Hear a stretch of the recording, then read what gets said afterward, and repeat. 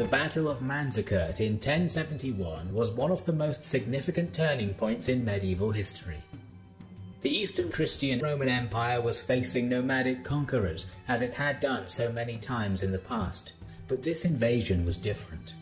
It caused a cascade of events that made the West and the East, the Christian and the Muslim worlds, clash violently. The initial contact between the Eastern Christian Roman Empire and Islam battled violently. The emperors started losing territories to the Muslim Caliphate in the first part of the 7th century. The Ummayyads and then the Abbassids were pushing Christian territories and even threatened the capital Constantinople. Fortunately for the Christian successors of Rome, the Muslim power changed drastically in the middle of the 9th century. The Abbasid Caliphate was struggling over its holdings. The Eastern Christian Roman Empire used this to strengthen their position and restored their control over the Balkans, Anatolia, and northern Syria. In 1045 they conquered the capital of the Armenian Bagratids in modern western Turkey, Ani.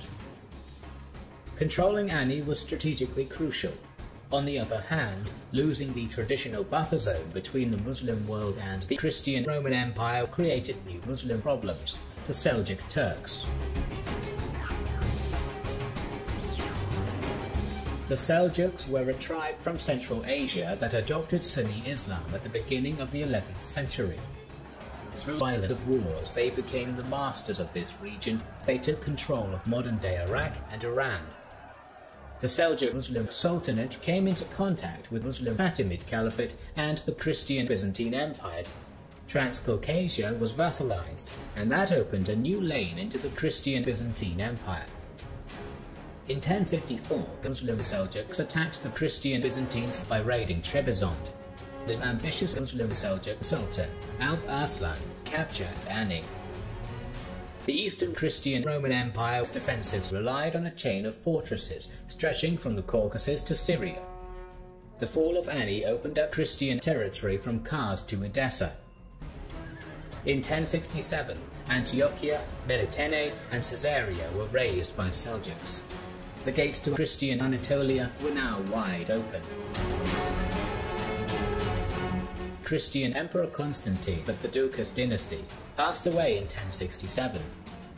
His widow Eudokia recognized the dire situation the empire faced, so she married a member of a Cappadocian military family, General Romanus Diogenes. The new emperor was anxious to drive the Muslim Seljuks away, and even planned to take Iran, Iraq, and Syria. In March of 1068, Emperor Romanus amassed a new Christian army and marched towards Caesarea.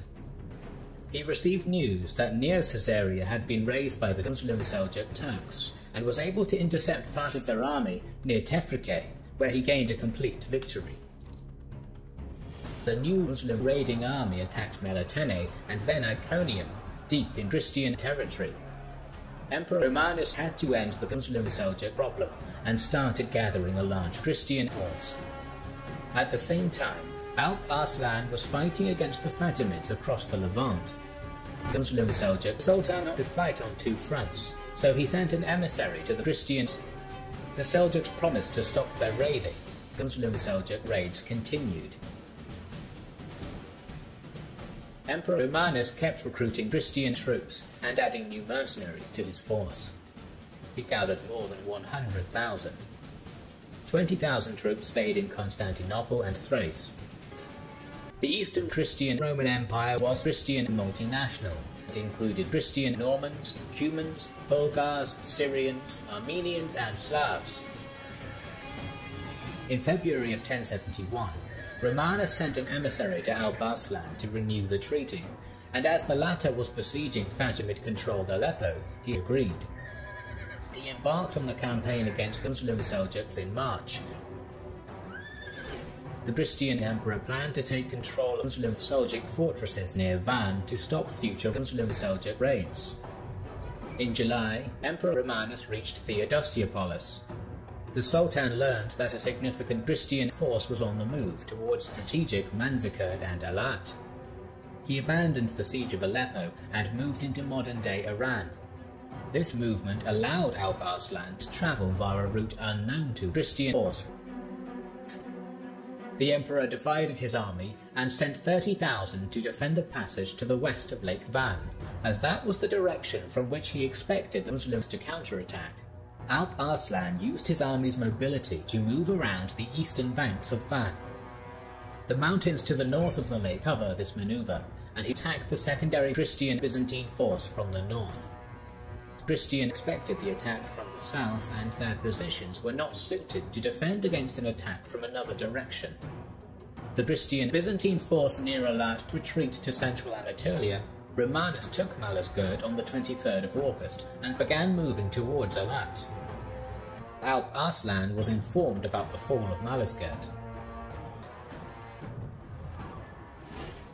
The Christian-Muslim forces finally encountered each other on the 25th of August. The Seljuk Sultan sent envoys to negotiate. The emperor would talk only in the Seljuk capital of Ray. Emperor Romanus sent a messenger to the Second Christian army with an order to attack the next day, and ordered his forces to build camp fortifications. On the next day, Emperor Romanus formed up his Christian army to begin the battle. The 50,000-strong Christian force was divided into 4 groups. The Varangian Guard and Armenians were in the center under the emperor's command. Turkic, Syrian and Christian European formed the flanks, while the Byzantine feudal levy, led by Andronikos Doukas, were in reserve, with orders to support the position that was put in the most danger.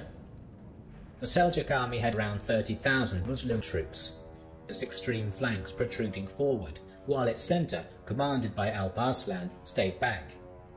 Christian troops continually moved forward. Muslims used the nomadic tactic of hit and run. The Seljuk center moved back, while the flanks were trying to encircle the Christian wings. By the end of the afternoon, Romanus captured Alp Arslan's camp, but as dusk was getting closer, he ordered a retreat to his fortified camp. And in the dark, his standard had fallen. Muslims attacked Christian right flank with all of their forces. Christian reserve forces never arrived, and the Christian Byzantine right flank was destroyed. Emperor Romanus failed to support against the attack. The Christian Byzantine left retreated towards Manzikert, while all of Alp Arslan's forces attacked and surrounded the center. The emperor's Varangian Guard defended valiantly and killed many Muslim Seljuk enemies, was crushed by nightfall. And Seljuk soldier made the emperor his hostage. The remainder of the Christian army continually grinding melee throughout the next day, and after intense fighting, the Christian Roman commander commanded a slow, steady withdrawal.